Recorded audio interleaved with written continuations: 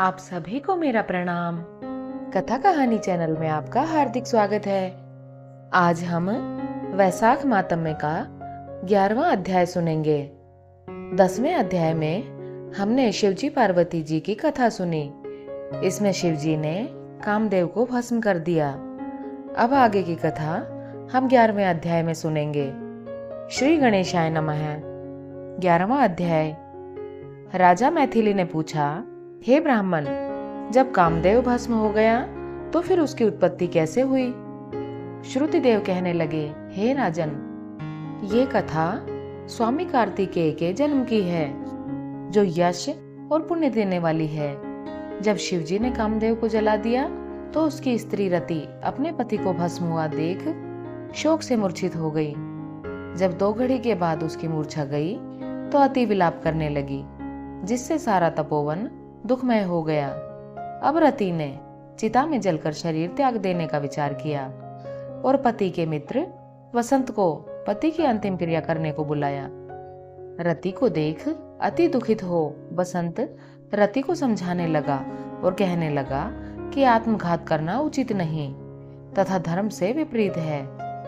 जब वसंत ने उसके शरीर त्यागने का विचार दृढ़ देखा तो नदी के किनारे चिता बनाई और रति गंगा में स्नान कर सब इंद्रियों को रोक और मन को आत्मा में लीन करके चिता पर चढ़ने को तैयार हो गई।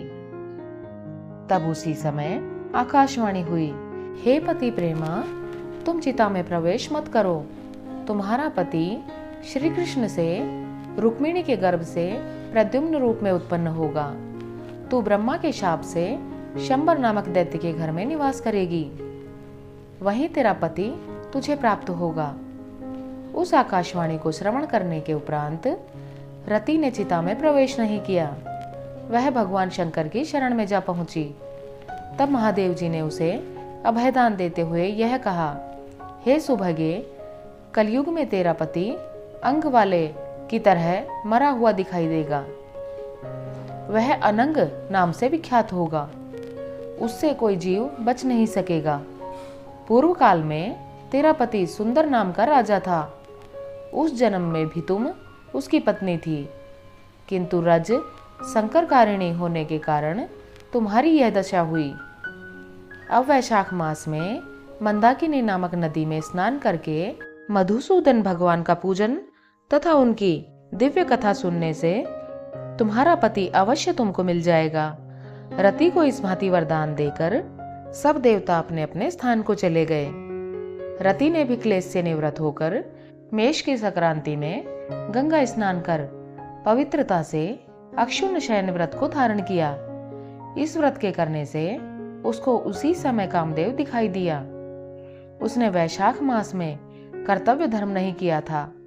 इसी कारण परमात्मा का पुत्र होने पर भी अंगहीन हुआ। श्रुतिदेव कहने लगे, हे राजन, जब महादेव पार्वती जी के सन्मुख खड़े हुए अंतर्ध्यान हो गए तो पार्वती जी खड़ी रह गई और सोचने लगी कि अब क्या किया जाए। तब उनके पिता हिमाचल उन्हें अपने घर ले गए, परंतु पार्वती श्री शिव जी के गुणों पर इतनी मुग्ध हो गई कि उन्होंने अपने मन में ही ठान लिया कि श्री शिव जी ही मेरे पति होंगे, और अपने माता पिता के समझाने पर भी न मानी तथा श्री शिव जी की मूर्ति को अपने मन में धारण करके गंगा तट पर जाकर घोर तप करने लगी। भोजन आदि छोड़कर तप करते करते बड़ी जटाएं उनके सिर पर हो गई। इस प्रकार हजारों वर्ष तक शिवजी की आराधना करती रही। एक दिन सायंकाल के समय श्री शिवजी ने पार्वती की परीक्षा करने के लिए ब्रह्मचारी भेष धारण करके उनकी पर्णकुटी में आकर उनकी नाना प्रकार से परीक्षा ली, परंतु उनकी अचल भक्ति देखकर प्रकट रूप में आकर कहने लगे कि हे भद्रे, जो तुम्हारे मन में हो वरदान मांगो। तब पार्वती जी कहने लगी कि मैं यही वरदान मांगती हूँ कि आप मेरे पति हों। तथास्तु कहकर श्री शिव जी ने सप्तऋषियों को बुलाया और उपस्थित होने पर उन्हें आज्ञा दी कि तुम हिमाचल के पास जाकर विवाह का प्रस्ताव करो। 7 ब्रह्मवादी ऋषि चारों तरफ प्रकाश करते हुए आकाश मार्ग से हिमाचल के घर पहुंचे। राजा ने उनका यथोचित पूजन आदि से सत्कार किया। तब ऋषियों ने कहा, हे राजा हिमाचल, तेरी पुत्री पार्वती पहले दक्ष की कन्या सती थी, जिसने अपने पिता के यज्ञ कुंड में गिरकर अपने प्राण त्याग दिए थे। इनका पानी ग्रहण करने के योग्य सिवाय शिव जी के और कोई नहीं है। इसलिए तुम अपनी कन्या का विवाह श्री शिव जी के साथ कर दो। तब राजा हिमाचल बोले, हे ऋषिवर, मेरी कन्या ने तो छाल के वस्त्र पहनकर गंगा तट पर शिव जी के साथ विवाह करने के लिए अनशन व्रत धारण किया हुआ है, सो उसकी मनोकामना पूर्ण हुई। आप महादेव जी को जाकर कह दें कि मैं प्रीतिपूर्वक अपनी कन्या उनके अर्पण कर चुका हूँ, आप उसको अंगीकार कीजिए। उधर सप्तऋषि श्री शिव जी के पास पहुंचे और विवाह निश्चित करके चले गए। इसके पश्चात निश्चित तिथि पर लक्ष्मी आदि सब देवियों और विष्णु आदि सब देवताओं के समक्ष विवाह हुआ। शिवजी पार्वती के साथ 1 सहस्र वर्षों तक नित्य रमण करते रहे, परंतु गर्भ स्थित न हुआ तो देवताओं को अति चिंता हुई और सब इसके कारण को सोचने लगे। फिर विचार करके अग्निदेव को बुलाया और उनको समझाया कि जिस समय श्री शिवजी रमण कर रहे हों तब तुम उनके सामने चले जाना। पार्वती तुमको देखकर लज्जा के मारे वहां से हट जाएंगी और तुम शिवजी को अपनी बातों में लगा लेना और शिष्य समान बहुत से प्रश्न करना तथा समय लग जाने पर पार्वती की गर्भ स्थिति हो जाएगी। अग्निदेव ने ऐसा ही किया और रमण के समय वहां पहुंच जाने से पार्वती वस्त्रहीन होने के कारण लज्जा के मारे रमण छोड़कर एक तरफ खड़ी हो गई। शिवजी महाराज को ऐसे समय में अग्निदेव का आना बहुत बुरा लगा और उन्हें शाप दिया कि मेरा वीर्य तुम्हारे मुख द्वार से तुम्हारे उदर में प्रवेश करे। तब अग्नि ने उस वीर्य को अपने उदर में ग्रहण कर लिया और 10 मास बीतने पर उस तेज वीर्य को गंगा जी में डाल दिया। गंगा जी भी उसको सहन न कर सकी और उसको सरकंडों में फेंक दिया। तब वहां पर उसके 6 भाग हो गए। तब ब्रह्मा जी ने 6 कृतिकाओं को भेजा। उन्होंने उन 6 भागों को जोड़ा, जिससे 6 मुख और 1 अंग ऐसी आकृति का बालक बन गया। वह बहुत दिनों तक उन सरकंडों में ही पड़ा रहा।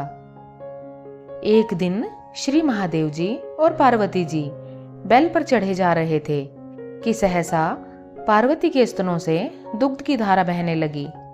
तब पार्वती जी ने श्री महादेव जी से इसका कारण पूछा तो श्री महादेव जी बोले, हे देवी, मैं इसका कारण कहता हूँ, देखो ये पास में ही तुम्हारा पुत्र पड़ा हुआ है।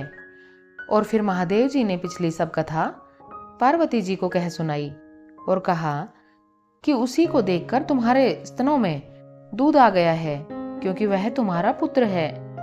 महादेव जी की यह बात सुनकर पार्वती जी ने उस बालक को उठा लिया तथा अपनी गोद में बिठाकर उसको अपने स्तनों का दूध पिलाने लगी।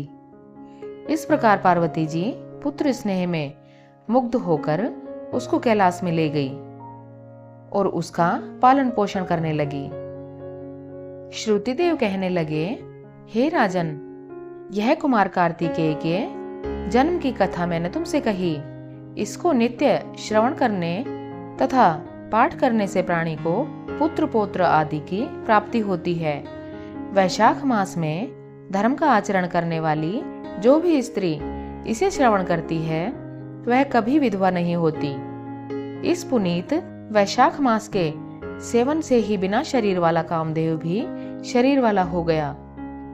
जो प्राणी इस वैशाख मास का विधि पूर्वक सेवन करके स्नान दान आदि करते हैं वे कभी कष्ट नहीं पाते, परंतु जो लोग इस मास को बिना स्नान दान किए ही बिता देते हैं उन्हें अनेक प्रकार के दुख भोगने पड़ते हैं। यह महीना सबके लिए धर्म कृत्य करने योग्य है। यह हमने कार्तिकेय जी के जन्म की कथा सुनी। 11वां अध्याय समाप्त। आगे हम फिर मिलेंगे एक और नए अध्याय के साथ। हमारी कथा कहानियां सुनने के लिए आपका बहुत बहुत धन्यवाद। हर हर महादेव। जय वैशाख मास की महिमा।